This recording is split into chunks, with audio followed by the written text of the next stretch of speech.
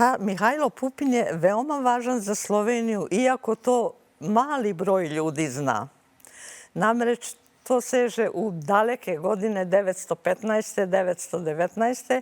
915. je postojao Londonski ugovor po kome su se nekako među velikim silama delile teritorije tudi na Balkanu.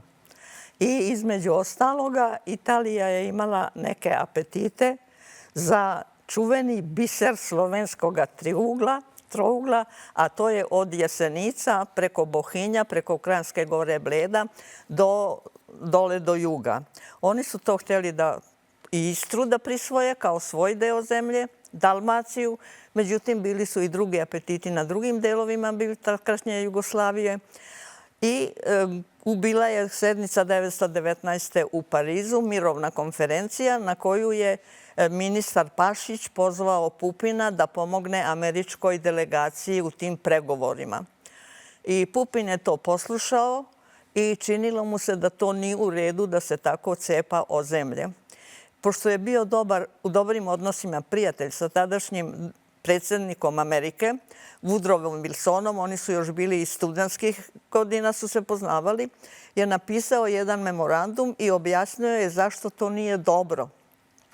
Tako da je kroz 3 dana došla od Woodrowa depeša da se taj mirovna konferencija i ti ugovori londonski ne priznavaju, da se to sve poništava.